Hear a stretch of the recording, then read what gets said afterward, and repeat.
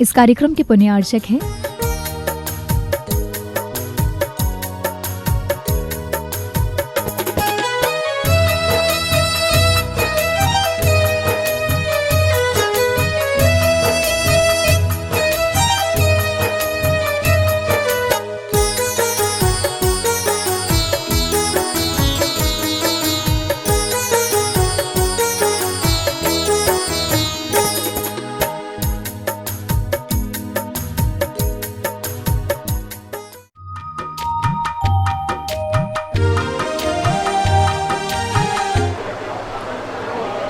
नमो अरिहन्ताणं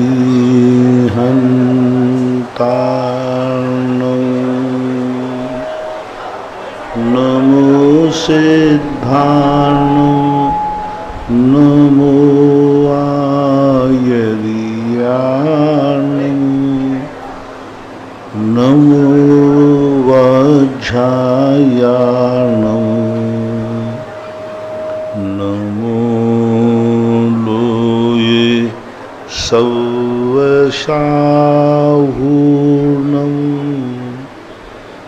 पंच परमेष्टि भगवान की जय।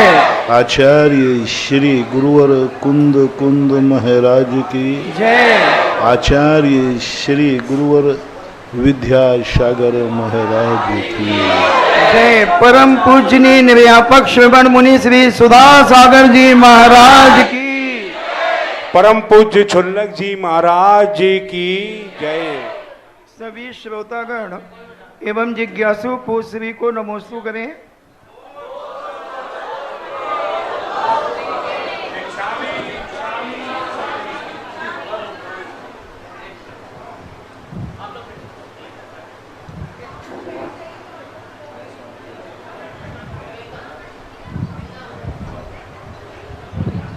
अर्पिता जैन थांदुला से पूछती हैं, नमोस्तु गुरुदेव, अभी जो हमें क्षयोपशम सम्यक दर्शन प्राप्त हुआ है वो 66 सागर तक रह सकेगा क्या?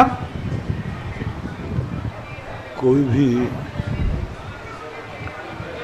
धार्मिक प्राप्ति है वह हमारे खुद के पुरुषार्थ के ऊपर आधारित है। हम चाहें तो उसको 1 घंटे में भी खत्म कर सकते हैं, हम चाहें तो उसे जन्म जन्मांतरों तक ले जा सकते हैं। कोई ऐसा नियम नहीं है कि कोई ऐसी चाबी भरी जाए कि इतने काल तक के लिए सुरक्षित हो जाए। यदि हमारे परिणामों में कसाय भाव आ जाए और कोई भी कसाय 6 महीने से ऊपर चली जाए तो समझ लेना चाहिए कि सम्यक दर्शन 6 महीने में खत्म हो जाएगा। और यदि ऐसा भाव आ गया मैं मिट जाऊंगा उसे मिटा दूंगा तो एक तत्क्षण भी सम्यक दर्शन खत्म हो सकता है। ऐसा मत समझना कि आप जैनी हैं, सच्चे देव शायद गुरु को मान रहे हैं तो आपका सम्यक दर्शन सुरक्षित रह जाए, ऐसा कोई नियम नहीं। यदि हमारी कसाय भाव में तीव्रता आ जाए और वो तीव्रता इतनी हो कि जिससे भी राग द्वेष भाव हो ऐसा परिणाम, मैं मिट जाऊंगा लेकिन इसे मिटा दूंगा, ऐसा परिणाम आते ही तत्क्षण सम्यक दर्शन खत्म हो जाता है। तो जो भी सम्यक दर्शन की उपलब्धि है वो हमारे खुद के उपादान के ऊपर है कि हम उस सम्यक दर्शन को कितनी देर सुरक्षित रख पाते हैं। राजन जैन मेरठ से पूछते हैं, नमोस्तु महाराज जी, अगर किसी ने अणुव्रत संकल्प पूर्वक नहीं लिए हैं और उनका पालन करते हैं और पिता पुत्र दोनों पैसे कमाते हैं तो पिता पुत्र के पैसे बिना पूछे ले लेता है, पुत्र पिता के बिना पूछे पैसे ले लेता है, तो क्या उनको कोई चोरी का दोष लगता है? अणुव्रत संकल्प पूर्वक नहीं है, केवल भावना से लिए हुए। भावनात्मक व्रत अभ्यास के रूप में माने जाते हैं वो व्रत की कोटि में नहीं आएंगे। वैभव काला सूरज से पूछते हैं, नमोस्तु गुरुदेव, इस धरती पर भूकंप चक्रवात क्यों आया करते हैं? क्या यह ईश्वर की सजा है? ईश्वर से इसका कोई लेना देना नहीं है। आपके पुण्य, प्रकृति जो है ना, दुनिया में रहने वाले मनुष्यों के पुण्य और पाप के तबले पर नाचती है। पृथ्वी पर रहने वाले पाप का तबला बजाते हैं तो प्रकृति पापमय हो जाती है। रहने वाले जीव पुण्य का तबला बजाएंगे तो पुण्यमय हो जाएगी। इसी भारत देश में 1 कोड़ा कोड़ी सागर वर्ष पहले ना कोई तूफान थे, न लहरें थी, भोग भूमियाँ थी। इसी पृथ्वी पर चतुर्थ आदि कालों में तीर्थंकर आदि हुए, वो पुण्यात्मा जीव थे। तो सीधी बात है, जो भी प्रकृति अपना परिवर्तन दिखाती है वो सब हमारे पुण्य पाप के रिमोट कंट्रोल से चलती है। और वह रिमोट कंट्रोल जैसा व्यक्ति घुमाता है वैसी प्रकृति अपना रूप धारण करती है, ऐसा मानना चाहिए। राजीव जैन अमरपाटन से पूछते हैं, नमोस्तु महाराज जी, नेमिनाथ भगवान के समय जो नारायण हुए थे उन्हें सम्यक की प्राप्ति कब हुई थी? नारायण प्रतिनारायण को सम्यक की उपलब्धि का तो उल्लेख है, लेकिन जन्म के समय सम्यक दृष्टि नहीं होती और मरण करने के पहले ही वो सम्यक दर्शन उनका छूट जाता है। जीवन के मध्यकाल में वो सम्यक को प्राप्त होते हैं। अब उनका कोई नियत सम्यक दर्शन की प्राय किसी का निश्चित समय निश्चित नहीं किया जाता है, क्योंकि सम्यक दर्शन एक अंतरंग परिणामों की विशुद्धि का नाम है। इसलिए उसे बाह्य रूप में प्रदर्शित नहीं किया जाता देखता कि इसको सम्यक दर्शन कब हुआ। सम्यक दर्शन की उपलब्धि मात्र केवली भगवान ही बता सकते हैं। अवध ज्ञान भी बताएगा तो वो अनुमान से बताएगा, केवली भगवान बता सकते हैं। इसलिए किसी के भी तीर्थंकरों के भी सम्यक की उपलब्धि का कोई समय निर्धारित नहीं किया गया।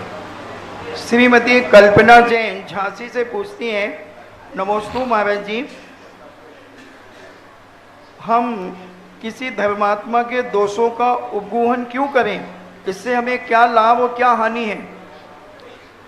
उपगूहन इसलिए करना पड़ता है क्योंकि लोग तो धर्म को उसी रूप में मानने लग जाते हैं, उससे धर्म बदनाम होता है। रास्ते में रहने वाले लोग लूटते हैं, लेकिन दुनिया यही कहती है उस रास्ते से मत जाना, वो रास्ता लुटेरा है। रास्ते में नहीं लूटा है, लेकिन बदनाम तो धर्म की बदनामी नहीं हो जाए। आप लोगों को मालूम है कि डाकू खड़क सिंह ने जब बाबा भारती का घोड़ा छुड़ाया तो बाबा भारती ने डाकू खड़क सिंह से यही कहा था कि तुम ये मत बोलना कि मैंने अपाहिज बन करके घोड़ा छुड़ाया है, अन्यथा झूठ बोलने को कहा उन्होंने। क्यों कहा? अन्यथा कोई अपाहिजों पर विश्वास करना छोड़ देगा, तो कोई सही में अपाहिज होगा तो उसकी कोई सुरक्षा नहीं करेगा। इसलिए धर्म बदनाम ना हो जाए, इसलिए उपगूहन करना चाहिए। इंजीनियर महेंद्र जैन झांसी से पूछते हैं, मेरे आराध्य गुरु के चरणों में कोटि से नमन। महाराज जी, व्यक्ति के जीवन में दिशा और दशा में इतिहास का क्या महत्व है? दिशा और दशा का, दिशा और दशा, हाँ, दिशा और दशा तो हर चीज में अनिवार्य है, चाहे संसार के कार्य हों चाहे परमार्थ के कार्य। दिशाहीन दशा मूर्खों जैसी है और दशा विहीन दिशा जो है लंगड़े के समान है। दिशा विहीन यदि किसी की दशा है तो वो अंधा है, और दिशा विहीन किसी की दशा है तो वो लंगड़ा है। अंधे और लंगड़े दोनों परिस्थिति आने पर दोनों मरेंगे, इसलिए हर कार्य की दिशा और दशा होना अनिवार्य है। याशिका जैन दरियागंज दिल्ली से पूछती हैं, नमोस्तु महाराज जी, यदि मंदिर प्रबंधक बिस्नी हो एवं सारी धनराशि का उपयोग अपने बिस्नों में करें तो ऐसी स्थिति में हमें मंदिर जी में दान देना चाहिए नहीं? जैसा कि आपने बताया था कि मंदिर जी में हम जितनी भी चीज़ों का प्रयोग करते हैं तो उसी के हिसाब से हमें दान करना चाहिए, अन्यथा हमें निर्माल का दोष आएगा। तो ऐसी स्थिति में हम क्या करें? यदि दान देते हैं तो विष्णु में जाएगा, दान नहीं देते हैं तो निर्माल का दोष लगेगा, तो हम क्या करें? लगता है कि आप किसी व्यक्तिगत प्रबंधक से परेशान हैं। ये प्रश्न आपका जनरल नहीं है, कोई मंदिर संबंधी कोई आप कहीं हैं, ऐसे प्रश्नों को देखना पड़ेगा। यदि गलत कार्य में जा रहा है तो विचार करना चाहिए, और व्यक्तिगत मामला है तो उस पर फिर थोड़ा सब तरफ से सोच करके करना चाहिए। कई बार क्या होता है कि अपना अपोजिट व्यक्ति यदि कोई कहीं प्रबंधक बन जाए तो हमें उसके दोष ही दोष दिखते हैं, क्योंकि वो हमारी पार्टी का नहीं है ना, दूसरी पार्टी का है, दूसरे ग्रुप का है, तो हमें उसके दोष ही दोष दिखते, अच्छाई दिखती नहीं। और अपना व्यक्ति अपने ग्रुप का बन जाए तो कितना भी दोष हो वो दोष दिखते नहीं हैं। तो ऐसे प्रश्नों में थोड़ी सी व्यक्तिगत दुर्गंध आ रही है।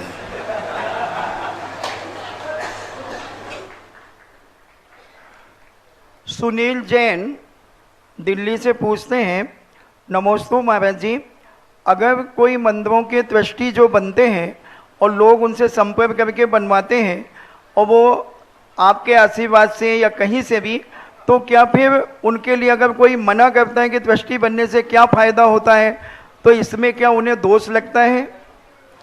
देखो, ये सब मामले बड़े विचित्र मामले हैं। जिसको अंगूर नहीं मिलते हैं वह लोमड़ी क्या कहती है? अंगूर खट्टे।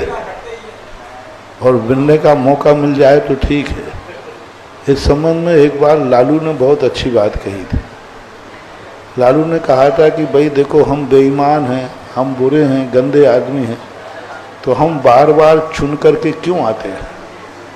उस समय 2-3 बार वो मुख्यमंत्री बने ना, तो उसी ने प्रश्न उठाया कि आप लोग ये कहोगे कि हम बेईमानी से नकली वोट डलवा लेते हैं इसलिए आ जाते हैं।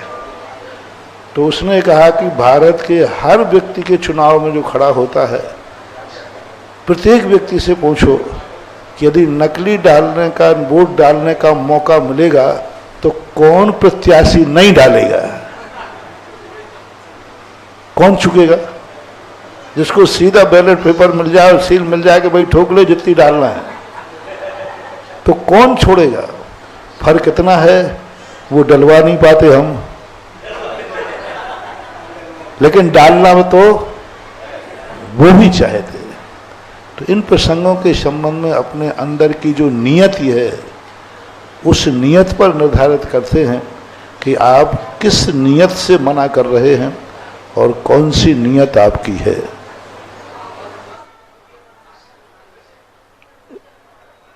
जितेंद्र बंटी भोपाल से पूछते हैं, नमोस्तु महाराज जी, हमने कई क्षेत्रों पर उल्टा साथियां बनाया है, मगर आपके जिज्ञासा समाधान में सुनकर के हमें ज्ञान की प्राप्ति हुई। अब हमने जो उल्टा साथियां बना दिया है उसका क्या प्रायश्चित होगा? उस गलती के लिए हमें क्या करना चाहिए? उल्टा साथिया कभी भगवान के लिए नहीं बनवाना। कितना अनर्थ है, हम भगवान का अनर्थ कर रहे हैं। हम ये कह रहे हैं कि हे भगवान, यदि आपने हमारा काम नहीं किया तो आपका भी सत्यानाश हो।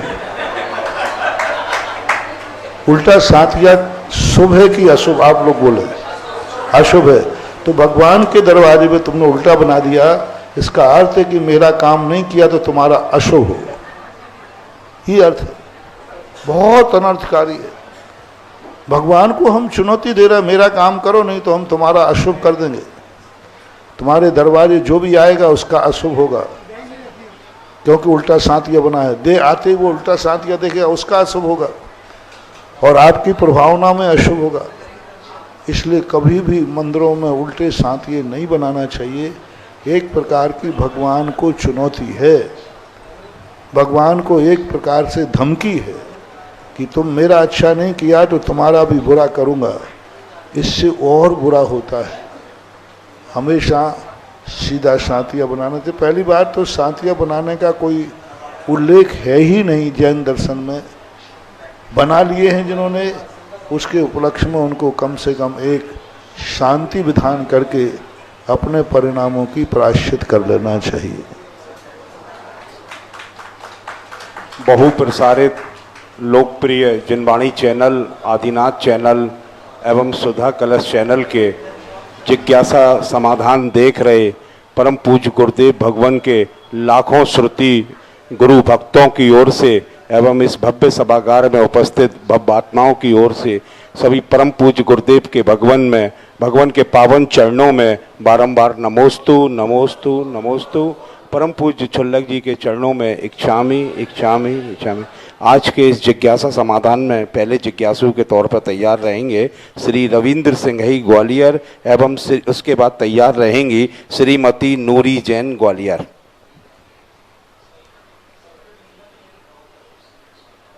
पूज्य गुरुदेव के चरणों में त्रिवार नमोस्तु नमोस्तु नमोस्तु। छुल्लक श्री गंभीर सागर जी महाराज के चरणों में इच्छामि इच्छामि इच्छामि। पूज्य गुरुवर, मेरी जिज्ञासा यह है कि हम मंदिर में अभिषेक करते हैं तो हमें अभिषेक कितनी मात्रा में जल से करना चाहिए? कोई कहता है थोड़े से जल से करना चाहिए, कोई कहता है कलश भर के डालना चाहिए। तो हम कितने जल से अभिषेक करें? अभिषेक हमें जल कितनी मात्रा में लेना चाहिए अभिषेक के लिए? और गुरुदेव, हमारी जिज्ञासा इसमें एक और भी है कि आपने बताया है कि हमको कुएं के जल से ही अभिषेक करना चाहिए क्योंकि उसमें जीवाणु जो है उसका वो होता है। लेकिन यदि किसी मंदिर में बोरिंग के जल की व्यवस्था है और हमारा नियम है नित्य प्रतिदिन अभिषेक का, तो हम फिर क्या करें? पहली बात तो अभिषेक जो है भगवान के लिए नहीं किया जाता। अभिषेक भक्त अपने लिए करता है, तो जितनी गंधोदक की खपत हो उतना ही अभिषेक करना चाहिए। आप भोजन बनाते हैं, कितना बनाते हैं? अंदाज से बोलो कि भाई जितना समथिंग समथिंग खाने वाले। आप पानी भरते हैं घर में, कितना भरते हैं? समथिंग समथिंग जितना खपत है। गंधोदक बनाने के लिए अभिषेक है, भगवान के लिए किसी शास्त्र में नहीं लिखा कि भगवान के लिए अभिषेक की जरूरत है। आगम में कहीं नहीं है भगवान का अभिषेक। गंधोदक के लिए अभिषेक है, तो गंधोदक की जो खपत होती है उसके हिसाब से बनना चाहिए। ठीक है, कभी कभी महोत्सव आदि हैं, शांति धारा आदि है, तो कुछ बच जाता है मजबूरी में, वो बात अलग है। सामान्यतः तो उतना ही जल भगवान के ऊपर ढालना चाहिए जितना तुम गंधोदक का उपयोग कर सको। क्योंकि कहीं भी किसी शास्त्र में हमें गंधोदक को विसर्जन करने की विधि नहीं मिली। गंधोदक बचे तो उसको कहाँ डालना चाहिए, इसलिए उतना ही बनाओ जितनी उसकी खपत हो।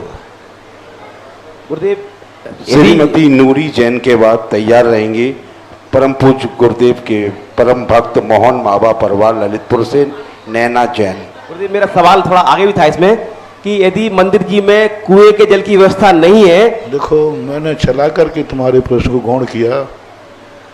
मैं तुम्हारे लिए हाँ कह करके उतने जीवों की भागीदार में क्यों बनूं और ना कह करके तुम्हें अभिषेक से वंचित क्यों करूं?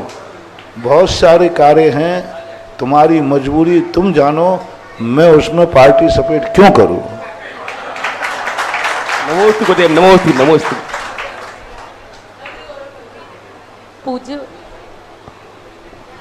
पूज्य मुनीश्री के चरणों में त्रिवार नमोस्तु, छुल्लक जी के चरणों में त्रिवार इच्छामि। महाराज श्री, हम लोगों का असीम पुण्य का उदय है कि आपका शंका समाधान कहीं जाकर या टीवी पर देखते थे। आज हमारे ग्वालियर वासी धन्य हो गए कि हम सब आपको सामने से देख रहे हैं। नमोस्तु महाराज जी। महाराज जी मेरा प्रश्न ये है कि ज्ञान कल्याणक के दिन जब भगवान का आहार होता है तो वो क्षीरान्न या जो इक्षु रस आहार में देते हैं, तो उसको प्रसाद के रूप में हमें ग्रहण करना चाहिए कि नहीं? नहीं करना चाहिए, वो उच्छिष्ट है, जूठा है। जूठा चाहे भगवान का हो चाहे गुरु का हो, किसी का भी जूठा हमारे यहाँ अभक्ष कहा गया है। बचा हुआ अलग चीज है, दो समझना। जैसे आपने महाराज को आहार दिया, दूध दिया, रस दिया और शेष लोटे में बच गया, वो जूठा नहीं है।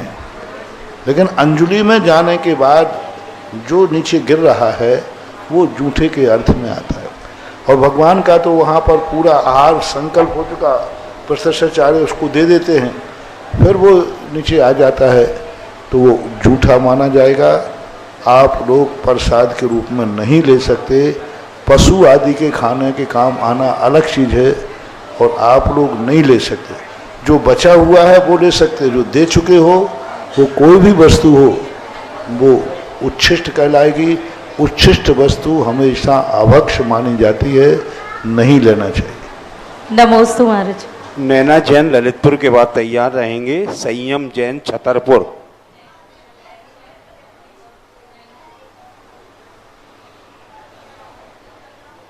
मेरे आराध्य गुरु मुनिश्री के चरणों में नमोस्तु नमोस्तु नमोस्तु और छुल्लक जी के चरणों में इच्छा में।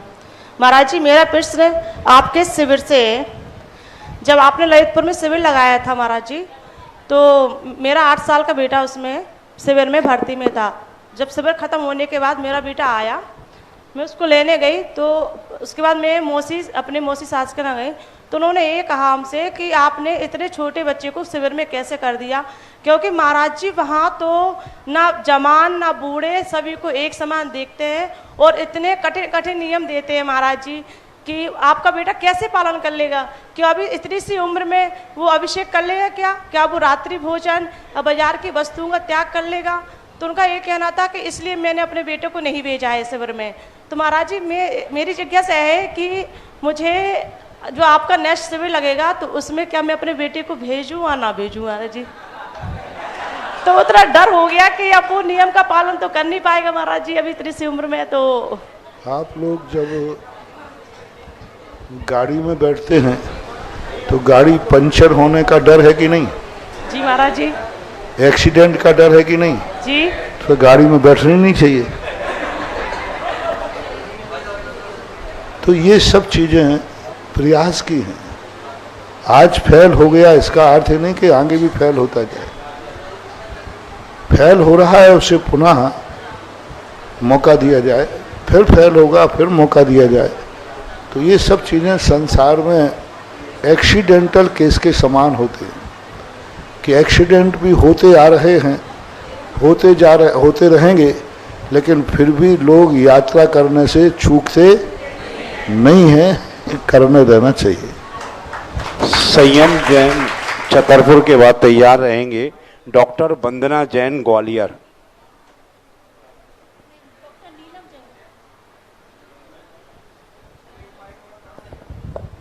एक माइक और दे दीजिए।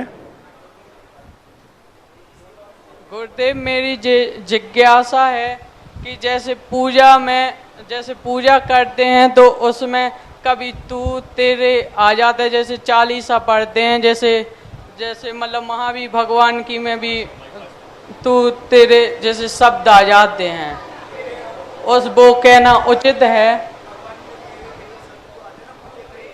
आत्मीयता जब हो जाती है तो ये सब उसमें मायना नहीं रखते। तेरा है तू मेरा है, तेरी तो मौसम बनी तासों करूं पुकार, तो ये भाषाएं कहलाती हैं। आत्मीयता जब हो जाती है तो इन शब्दों का कोई मूल्य नहीं रहता, औपचारिकता खत्म हो जाती है। मैंने एक बार कहा था ना कि व्यक्ति अपरिचित व्यक्ति को, आप लोग जो ससुर साहब हैं उनको तो बोलते पापा जी, और जो जन्म देने वाला तुम्हारा बाप है उसको बोलते पापा।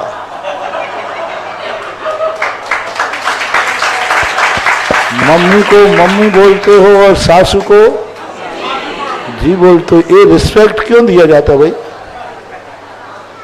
तो वहाँ औपचारिकता है और यहाँ रियलिटी है, ऐसे यहाँ मान लेना चाहिए। भक्ति में ऐसा होता है।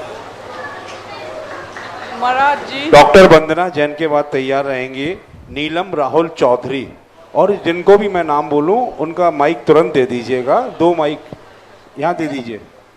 मेरे जगत पूज्य पितृतुल्य आचार्यवत मुनि पुंगव श्री सुधा सागर जी महाराज को मेरे पूरे परिवार की तरफ से बारंबार प्रणाम प्रणाम प्रणाम। नमोस्तु नमोस्तु नमोस्तु।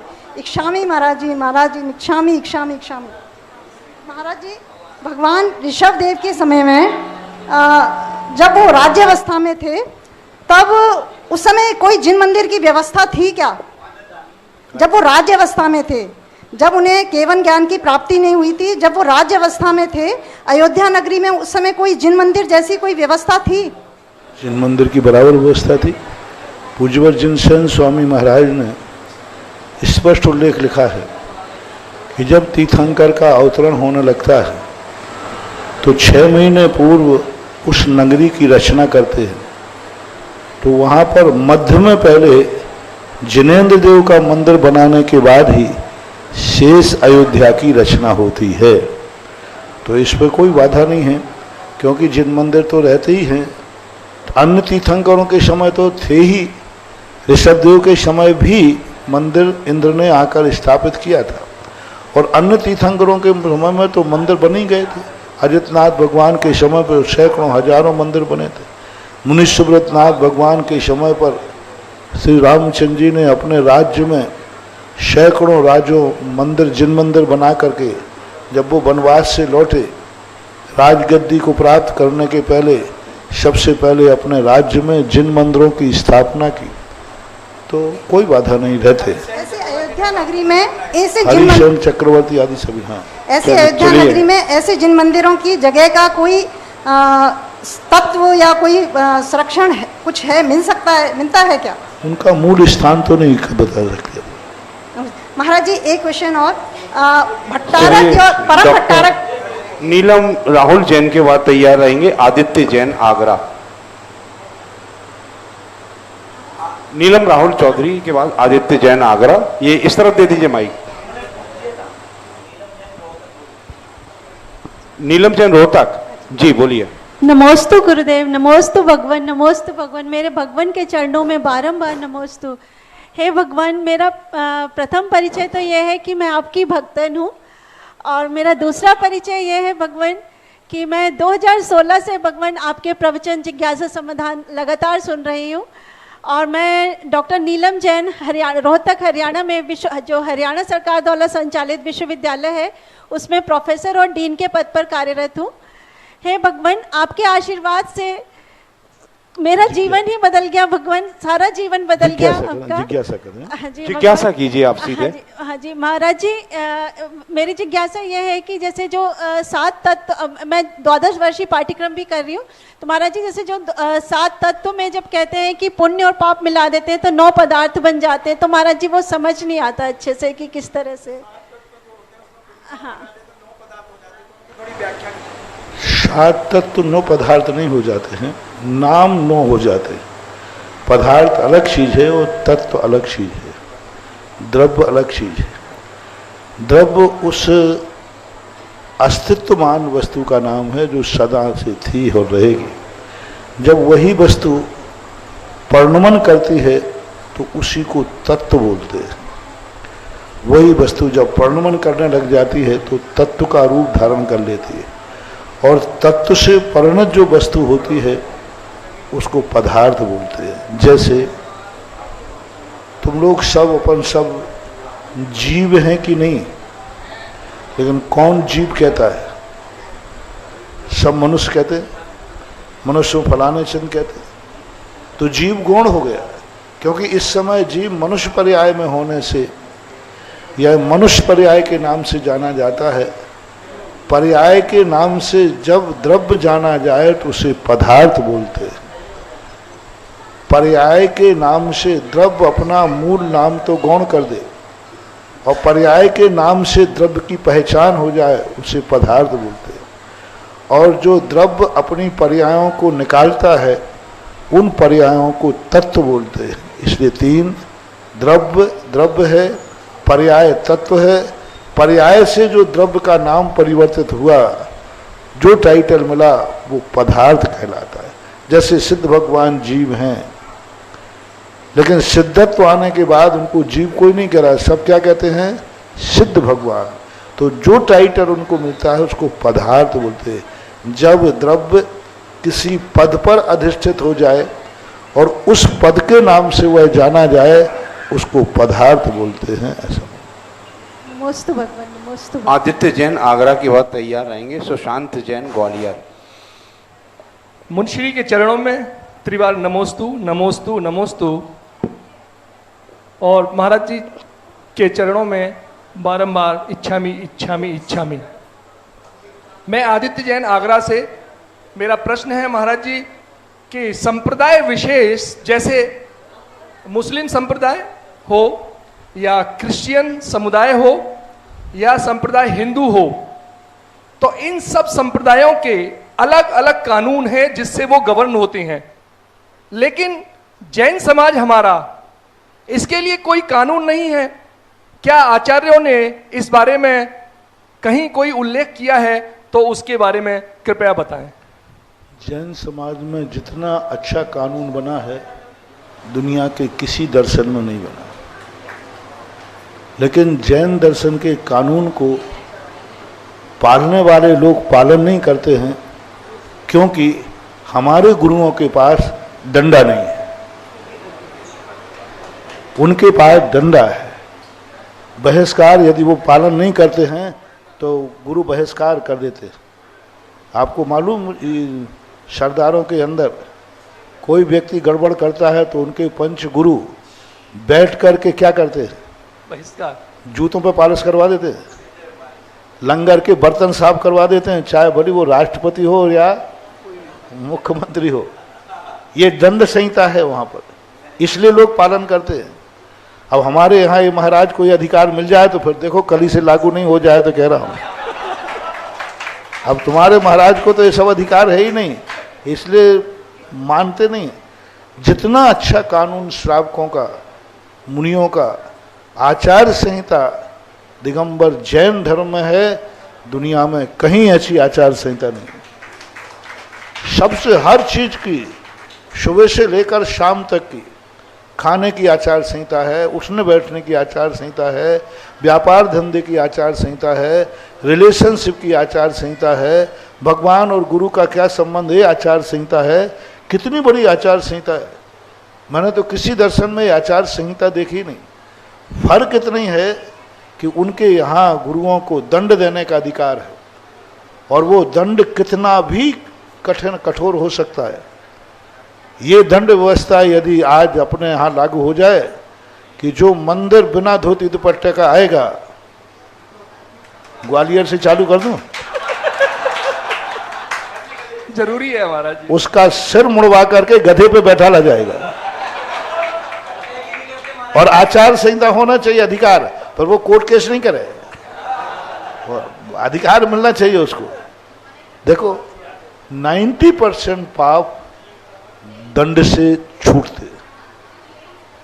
आज यदि किसी को कह दिया जाए कि आज जो कोई किसी का मर्डर करेगा उसको कोई भी FIR दर्ज नहीं होगी, आज किसी को जेल में कुछ नहीं होगा, आज मर्डर फ्री है। ग्वालियर में कितने मर्डर हो जाएंगे, कब 2-4 तो हमारे यहीं में से उठ के भागेंगे कि उसको निपटाना। कसाई आती, क्रोध आता है तब ऐसा लगता है इसको मार डालूं। क्यों नहीं मारते हैं? डर है, कानून का डर है। अभी जेल हो जाएगा, अभी ये हो जाएगा, बेइज्जती हो जाएगी, बदनामी हो जाएगी, XYZ। उन डरों के कारण से कितने लोग अपने क्रोध को पी लेते, कितने डर के कारण। बाकी गुस्सा तो आता ही है। इसी प्रकार से आचार संहिता, आप जिन संप्रदायों की बात कर रहे हैं उनकी आचार संहिता कितनी है? मुस्लिमों की आचार संहिता कितनी है? यदि वो सिर ढके बिना चला गया तो दंडित होते हैं। सोचो फिर क्या होगा। और ये आचार संहिता दिगंबरों में हो जाए तो यहाँ पालन हो जाए। यहाँ पालन नहीं करते लोग, क्योंकि हमारा करुणावान है, हमें दंड देने का अधिकार नहीं है। इसलिए महावीर स्वामी कहते हैं अपने परिणाम मत बिगाड़ो, वो माने तो माने, नहीं माने तो भाड़ आगे आप बोल दो। उनका माने तो माने, समझा दो, बता दो, नहीं मानता है तो छोड़ो उसको। इस कारण से नहीं है, बाकी है। आचार्य नमोस्तु महाराज। सुशांत जैन के बाद तैयार रहेंगे प्रोफेसर अमित जैन ग्वालियर। परम पूज 108 मुनि पुंगव सुधा सागर जी के चरणों में त्रिवार नमोस्तु नमोस्तु नमोस्तु। क्षुल्लक गंभीर सागर जी के चरणों में इच्छामि इच्छामि इच्छामि। महाराज श्री, मेरी मतलब इस उम्र में एक जिज्ञासा है कि धर्म और कर्म में क्या अंतर है, और धर्म और कर्म में क्या समानता है, और हमें धर्म और कर्म में किसको प्रधानता देनी चाहिए? आप गृहस्थों की भूमिका में पूछते हो तो धर्म कर्म दोनों अलग नहीं। कर्म की तैयारी का नाम धर्म है। धर्म जब करोगे तब कर्म के लायक बन पाओगे। इसलिए जैन दर्शन ने गृहस्थों का धर्म पुण्य रूप बताया। जितनी भी क्रियाएं हैं सब पुण्य रूप बनेंगी। पुण्य बनेगा तो वो अर्थ कमाएगा, पुण्य रहेगा तो वो कामादि पुरुषार्थ करेगा, पुण्य रहेगा तो संसार में जी सकेगा। इसलिए गृहस्थों का जो धर्म है वह कर्म से जुड़ा हुआ है। धर्म विहीन कर्म व्यक्ति को कहीं ना कहीं एक ऐसे गर्त में ले जाएगा, ऐसे गर्त में ले जाएगा जैसे बिना लगाम का घोड़ा। और कर्म विहीन धर्म गृहस्थी में तुम्हें रहने नहीं देगा, गृहस्थी में रहने नहीं देगा। क्योंकि तुमने धर्म ही किया और कर्म छोड़ दिया तो गृहस्थी बिगड़ जाएगी। इसलिए धर्म ही धर्म करोगे तो गृहस्थी मिट जाएगी, जैसे हम लोगों की। हाँ, सीधी बात है। हम लोग 24 घंटे धर्म के रूप में रहते हैं, गृहस्थी सब समाप्त हो गई कि नहीं गई? सब कुछ खत्म, कुछ भी नहीं है। और गृहस्थी में रहकर धर्म नहीं करोगे तो गृहस्थी भ्रष्ट हो जाएगी, नष्ट और भ्रष्ट। कर्म ही कर्म करोगे तो गृहस्थी भ्रष्ट हो जाएगी, और धर्म ही धर्म करोगे तो गृहस्थी नष्ट हो जाएगी। इसलिए कर्म और धर्म गृहस्थों को दोनों का सामंजस्य बैठा कर चलना चाहिए। गृहस्थी के धर्म और कर्म एक सिक्के के दोनों पहलू हैं। एक पहलू है तो वो खोटा सिक्का माना जाता है। नमोस्तु भगवान नमोस्तु। प्रोफेसर अनिल जैन के बाद तैयार रहेंगे ब्रह्मचारी महावीर भैया बॉम्बे। महाराज श्री के चरणों में त्रिवार नमोस्तु।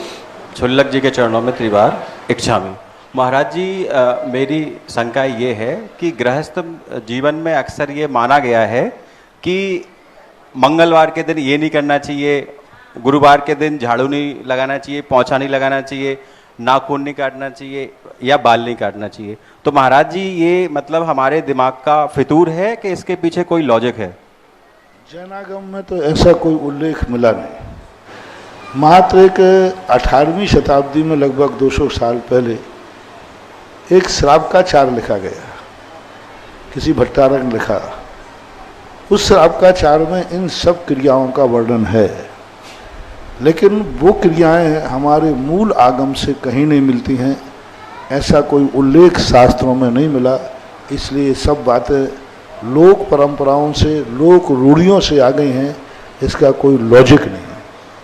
नमोस्तु महाराज जी, नमोस्तु। ब्रह्मचारी महावीर भैया के बाद तैयार रहेंगे सौरभ जैन एडवोकेट ग्वालियर। मेरे गुरुदेव को बारंबार नमोस्तु। महाराज श्री, ये प्रश्न जो है आसाम में रियाबारी समाज से है और पूरे आसाम वालों का ही है।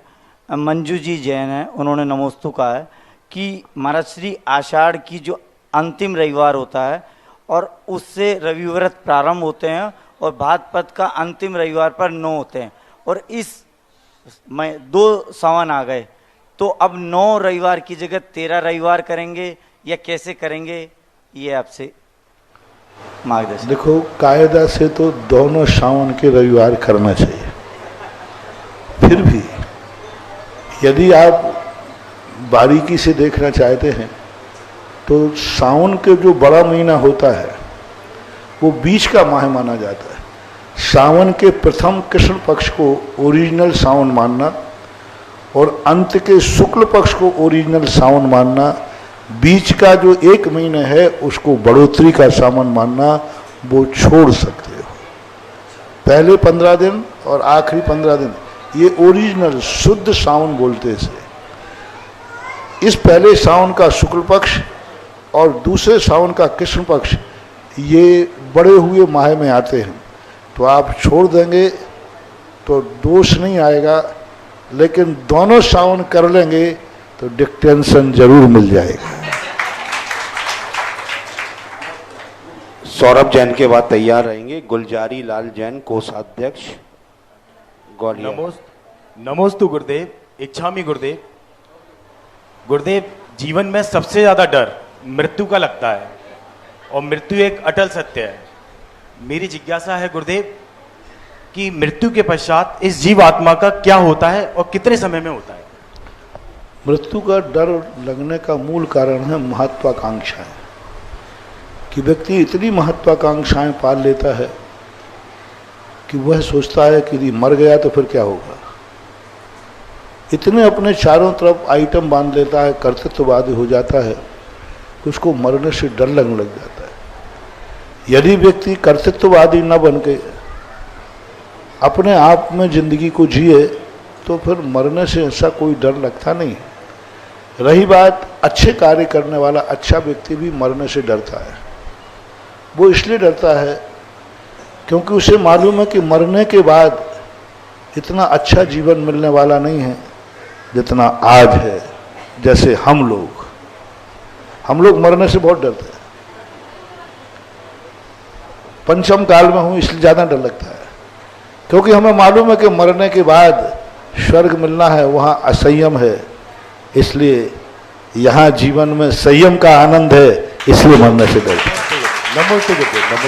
अच्छे व्यक्ति के लिए कहा है शास्त्रों में, अच्छा व्यक्ति अधिक जीना चाहता है, संयमी व्यक्ति अधिक जीना चाहता है, क्योंकि उसे मालूम है कि मौत के बाद संयम नहीं रहना है, और या फिर केवल ज्ञान करने की शक्ति हो, अरहंत बनने की, कि कोई बात नहीं, मुनि अवस्था छूट जाएगी तो छूट जाएगी, लेकिन हम सिद्ध परमेष्टि, मुनि पद के छोड़ने के बाद यदि सिद्ध परमेष्टि बने तो कोई बात नहीं है, लेकिन मुनि पद जाने के बाद मृत्यु यदि देवताओं में असंयम बना दे तो वो डरते।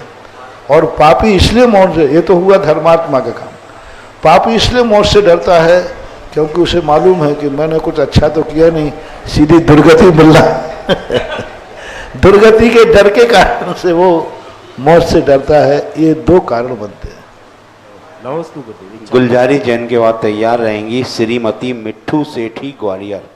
परम पूज गुरुवर के चरणों में त्रयवार नमस्तो नमस्तो नमस्तो। क्षुल्लक जी के चरणों में इच्छामी इच्छामी इच्छामी। गुरुवर, यहाँ से 25 किलोमीटर की दूरी पे एक पन्या तीर्थ क्षेत्र है। 29-30 साल पहले जब आपका आगरे को बिहार हो रहा था, उस समय आपने 2 प्रतिमाएं कुएं से निकाल करके और मंदिर जी में विराजमान कराई थी। अभी उसमें 10-12 साल से जीर्णोद्धार हो रहा है। मेरा प्रश्न ये है, छोटी छोटी संख्या है कि उसमें 2 मंजिल नीचे एक 50 फुट लंबी गुफा है और गुफा के बीच में एक पाषाण का बहुत बढ़िया शिखर बना हुआ है, तो वो शिखर रास्ते में क्यों बना है? एक तो ये शंका है। दूसरी में है, जितनी प्रतिमा है सभी में उल्टे चिन्ह हैं, उल्टे चिन्ह क्यों बने हुए हैं? दूसरी शंका है। और महाराज जी, तीसरी शंका ये है कि जो चतुर्मुखी में प्रतिमा है उसमें चारों प्रतिमाएं चारों तरफ अलग अलग तीर्थंकरों की हैं, उसमें 1000 से लेकर के गया पनिहार। पिछली बार जब हम आगरा पंचकर्मा के लिए जा रहे थे तब उस रास्ते से गए थे।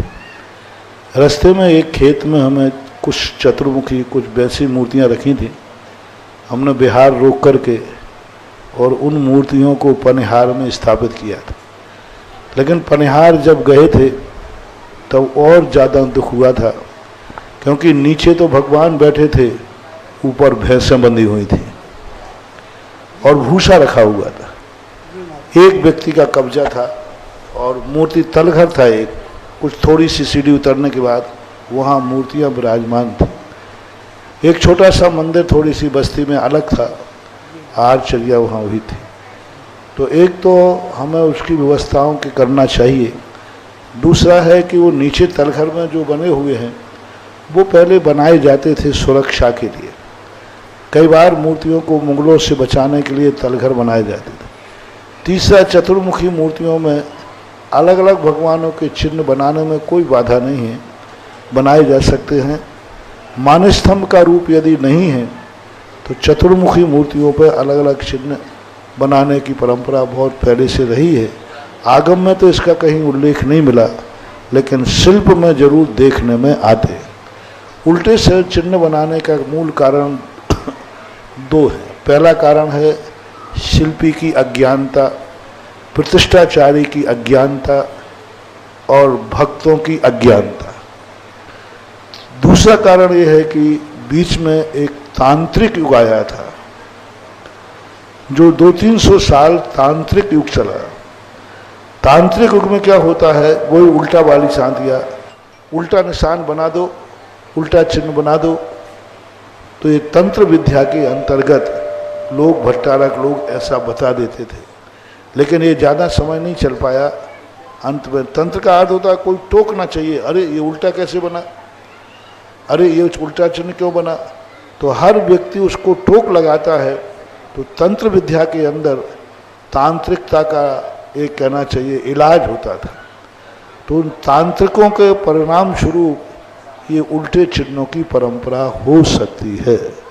महाराज जी, महाराज श्री माँ 10-12 साल से निर्माण कार्य प्रारंभ हो गया है। अच्छी बात। ओम शांति। नमस्ते महाराज, नमस्ते। Hello hello hello. मिट्ठू देवी जी, सेठी जी के बाद तैयार आएंगे झांसी से अशोक जैन जैनित। गुरुदेव के चरणों में त्रैवाट नमोस्तु नमोस्तु नमोस्तु गुरुदेव। चुलक जी महाराज के चरणों में इच्छामि इच्छामि इच्छामि। गुरुदेव, आपका शंका समाधान हम दोनों पति पत्नी डेली सुनते हैं और बहुत अच्छा लगता है। बहुत सारी शंकाएं भी हमारी समाधान हो जाता है। पर आज मैं यहाँ लाइव बैठ के आपके समाधान में बैठी हूँ, शंका समाधान में, बहुत अच्छा लग रहा है और पूछने का मौका भी मुझे मिला है। गुरुदेव, थोड़ा सा लीक से हटके प्रश्न है। आजकल एक गवर्नमेंट ने एक प्रस्ताव प्रस्तावित किया है कि लड़का लड़की लिविंग रिलेशन में रह सकते हैं और उसके बाद वो शादी करें, जैसे उनके जचे तो करें या ना करें, ये उनकी मर्जी पे डिपेंड है। तो गुरुदेव, ये कहाँ तक उचित है और कहाँ तक अनुचित है?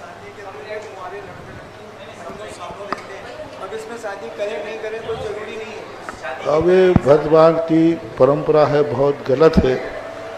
अंग्रेजों ने, विदेशियों ने, पाश्चात्य संस्कृति से ये देश में आ रही है, सर्वथा अनर्थकारी है, विनाशकारी है, ठीक नहीं है। माता पिताओं को इस पर सावधान रहना चाहिए। दुर्भाग्य तो ये है कि आज के माता पिता भेजते हैं। माता पिता यदि शुरू से अपने इस बात के ऊपर दृढ़ रहें तो बहुत कुछ बचा जा सकता है, बहुत कुछ सुधार किया जा सकता है। और इस प्रकार की स्थितियों से आगे बहुत ज़्यादा खतरे उत्पन्न हो रहे हैं। कई बार संबंध टूट जाते हैं, क्योंकि शादी के पहले जो भाषा होती है एक दूसरे के प्रति, वो लिहाजे वाली नहीं होती, वो लिहाजे वाली नहीं होती, वो दोस्तगिरी की होती है, यार दोस्ती की होती है, तू तड़ाक की होती है। तो अक्सर कर उस समय कोई ऐसी बात हो जाती है कि संबंध टूट जाते हैं। संबंध टूटे या बने, जब तक वह उस गोत्र में प्रवेश नहीं करे, तब तक दोनों का गोत्र एक नहीं हो, तब तक के लिए इस प्रकार की व्यवस्थाएं होना आगम सम्मत नहीं है, दोष है, बहुत बड़ा दोष है। इसमें सुधार होना चाहिए। मैं कई बार इस संबंध में बोल चुका हूँ। महाराज जी, हमारा समाज इसके लिए ऐसा क्या करे कि ये कानूनी रद्द हो जाए, ताकि हमारे समाज में कम से कम ये विकृति ना आए। समाज में ये कानूनी रद्द हो जाए महाराज जी, हम ऐसा क्या करें? तो वो तो कह रहा हूँ कि अब सरकार तो विदेशियों की पद्धति पे चल रही है।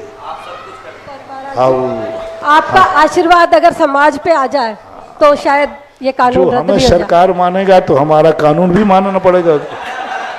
तो पहले हमें सरकार मान तो ले मुझे कि भाई हमारी सरकार हमारे गुरु ही हैं, और यदि गुरु को मान लेंगे तो गुरु की बात भी मान बिल्कुल लेंगे। महाराज जी, जब वो हमें सरकार ही नहीं मानेंगे तो फिर हमारा कानून भी कैसे मानेंगे।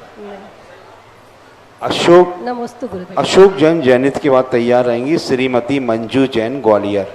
महाराज श्री के चरणों में कोटसा नमस्तु, क्षुल्लक श्री को इच्छामी। महाराज श्री, मेरी जिज्ञासा ये है कि सामाजिक संस्थाओं में कार्य करते करते कभी कभी बहुत विघ्न बाधाएं आती हैं, लेकिन समाज की छवि और मर्यादाओं को ध्यान में रखते हुए वो बाधाएं दूर करने में थोड़ा समय लगता है। ऐसे में अपन हतोत्साहित हो जाते हैं, ऐसे में क्या करना चाहिए? देखो, समाज में बाधाएं आती हैं, किस प्रकार की बाधाएं? कहीं हमारी भूल से कोई बाधाएं नहीं आ रही हों, समाज के कार्यों में कहीं हम उसको अपना अधिकार समझने लगे हों, कहीं हमारी हिटलरशाही चलती हो, तो इस कारण से बाधाएं आती हैं। और कई बार ऐसी बाधाएं आती हैं कि सामने वाला अच्छा करो तो कैसे ही करो तो उसको बाधा देना ही है। इसी टाइप इस पर विचार करना चाहिए। हमें समाज के अच्छे लोगों को हाथ में लेके चलना चाहिए। जो समाज के अच्छे लोग होते हैं उनसे परामर्श करना चाहिए कि हम गलत हैं या सही है। यदि वो सहमति देते हैं तो फिर बुराई की चिंता नहीं करना चाहिए, क्योंकि सज्जन लोगों के द्वारा सहमत ऐसे लोग जो अच्छे लोग होते हैं उनकी बात मानना चाहिए। नमोस्तु भगवान। श्रीमती मंजू जैन के बाद तैयार रहेंगे अशोक जैन सकरार। गुरु भगवान के चरणों में त्रिवार सब परिवार सहित कोटि कोटि नमन, कोटि कोटि बंदन और क्षुल्लक जी महाराज जी के इच्छामी इच्छामी। हे भगवान, पंच परावर्तन क्या है? पंच परावर्तन का अर्थ इतना ही होता है सामान्य रूप से कि यह जीव इस संसार में, इस तीन लोक में प्रत्येक स्थान पर जन्म ले चुका है। जितने काल हैं उतने कालों में जन्म ले सका है। जितने परिणाम हैं वो सब परिणामों को अनंत बार कर चुका है। जितने कर्म हैं, वर्गणाएं हैं, पुद्गल कर्म वर्गणाएं हैं, उन सबको ग्रहण कर चुका। कितने बार किस प्रक्रिया में ग्रहण करता है तब उसको पंच परावर्तन बोलते हैं। अशोक जैन सकरार के बाद तैयार रहेंगे शरद जैन ग्वालियर। हमारे परम पूज्य मुनि श्री सुधासागर गुरु जी के चरणों में बारंबार नमोस्तु नमोस्तु, क्षुल्लक जी के चरणों में इच्छामी इच्छामी इच्छामी। महाराज जी, मेरा केवल एक अपनी खुद की व्यवस्था के अनुसार आपसे एक शंका समाधान चाहते हैं कि वैष्णव धर्म मंगल और शनिवार मानते हैं और मुस्लिम शुक्रवार मानते हैं। अपना जैन दर्शन अपने शुभकाई करने के लिए कौन दिन शुभ मानते हैं?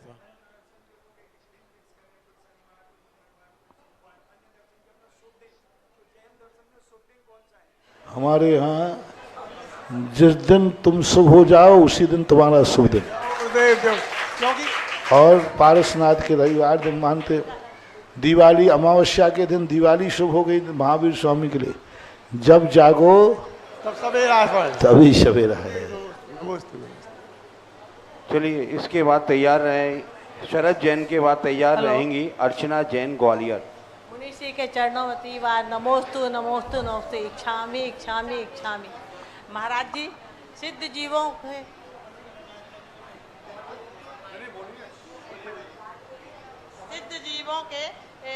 सिद्ध जीवों में उत्पाद द्रव्य किस तरह होते हैं?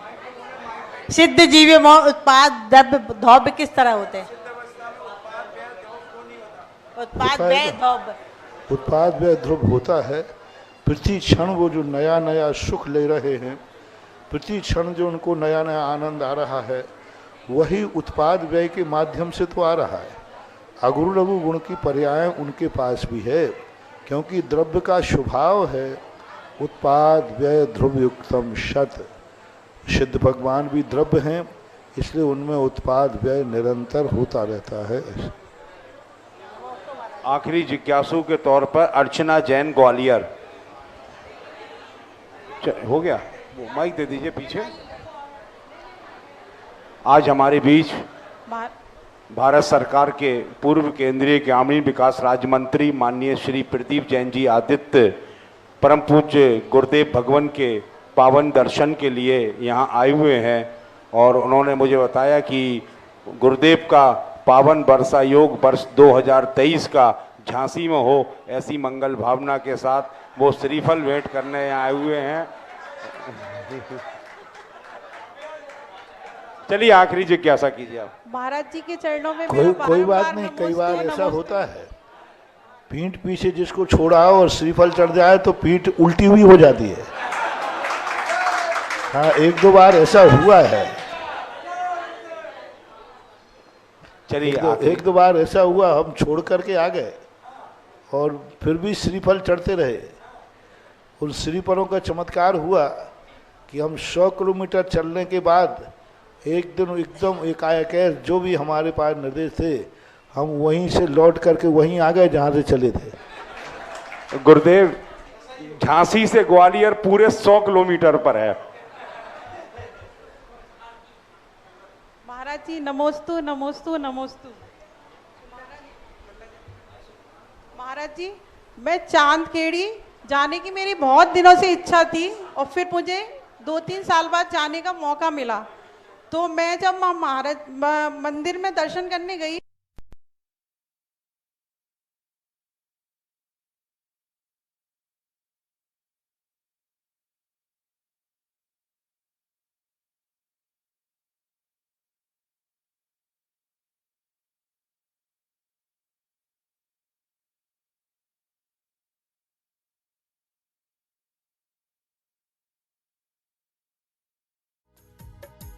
इस कार्यक्रम के पुण्यार्चक थे